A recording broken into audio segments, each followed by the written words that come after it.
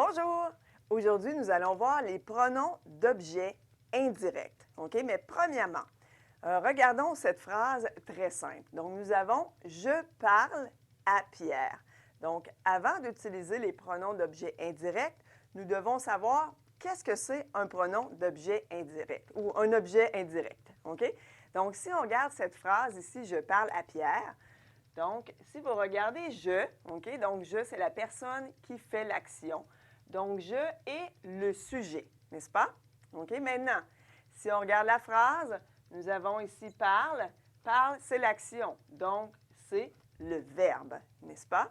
Donc, « je parle », I speak. Maintenant, si on regarde « à Pierre », OK? Donc, nous allons poser la question pour trouver l'objet indirect. À qui ou à quoi? OK? En anglais, ça serait for or to whom and for or to what. OK? Donc, par exemple, si je parle à Pierre, je parle à qui? À Pierre. Donc, à Pierre est mon objet indirect. OK? Donc, aujourd'hui, nous allons apprendre à remplacer à Pierre ou l'objet indirect par un pronom d'objet indirect. OK? Alors, en français, les pronoms d'objet indirect sont me ou M apostrophe devant une voyelle, te ou T apostrophe devant une voyelle, lui, nous, vous et aussi leur. OK? Donc, bien sûr, me, ça veut dire to me or for me, to you or for you, to him, to her, or for him or for her, etc., etc. Donc, si vous regardez ici, je parle à Pierre, n'est-ce pas? Pour remplacer Pierre, nous allons utiliser le pronom lui. OK? Maintenant, nous allons mettre le pronom lui devant le verbe conjugué. OK? Donc, ici, nous avons seulement un verbe. Donc, c'est le verbe parle. Donc, si j'insère le pronom lui, ça va donner ici je. On va le mettre en une autre couleur. Je lui parle. OK? Donc, le pronom va devant le verbe conjugué. OK? Donc, je lui parle, ça veut dire I speak to him or I talk to him. OK? Donc, il est très important de se rappeler que le pronom va devant le verbe conjugué. OK? Maintenant, si nous avons une phrase au passé composé, on va reprendre la même phrase. J'ai parlé à Pierre. OK? Alors, nous savons que nous allons utiliser lui pour remplacer Pierre. Maintenant, ici, nous avons le passé composé. Dans le passé composé, nous avons deux verbes. OK? Nous avons le verbe avoir et nous avons le verbe parler. Mais lequel de ces deux verbes est conjugué, d'après vous?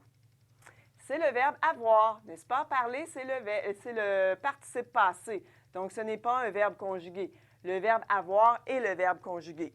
Donc, nous allons mettre le pronom d'objet indirect devant le verbe conjugué. Donc, ça va devenir je, lui et parler. I spoke to him. Or I talk to him. OK? Donc, ça ici, encore une fois, c'était le verbe conjugué. Donc, on met le pronom devant le verbe conjugué. OK?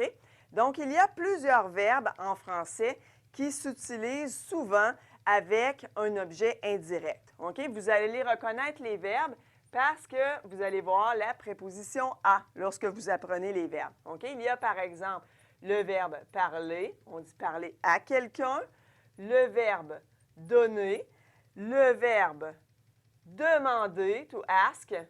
Ensuite, le verbe « envoyer », to send. Le verbe « montrer », to show. OK? Ensuite, on a le verbe « poser une question ». C'est plutôt une expression, n'est-ce pas? To ask a question to someone. OK? Ensuite, j'ai aussi le verbe, je vais l'écrire ici, « prêter », to lend something to someone. Et finalement, le verbe « téléphoner ». Donc ici, vous avez des verbes qui s'utilise avec la préposition à, OK? Donc, et que vous allez pouvoir utiliser avec les pronoms d'objet indirect. Mais n'oubliez pas que le pronom d'objet indirect va devant le verbe conjugué. Il y a une exception à cette règle, OK? C'est lorsque nous avons un infinitif. Par exemple, si on reprend la même phrase, OK? Mais je vais la mettre au futur proche. Donc, si je dis « je vais parler à Pierre », donc on sait déjà que Pierre va être remplacé par lui, OK? Lorsque nous avons un infinitif, l'infinitif, c'est le verbe qui n'est pas conjugué, OK? Lorsque nous avons un infinitif, le pronom va venir se placer ici devant l'infinitif. Donc, ça va nous donner « je vais remettre encore le pronom dans une couleur différente. Je vais lui parler. I'm going to talk to him. OK? Donc, c'est l'exception. Donc, pour récapituler, le pronom d'objet indirect va devant le verbe conjugué, sauf, except, OK? Lorsque nous avons un infinitif. Merci. Au revoir.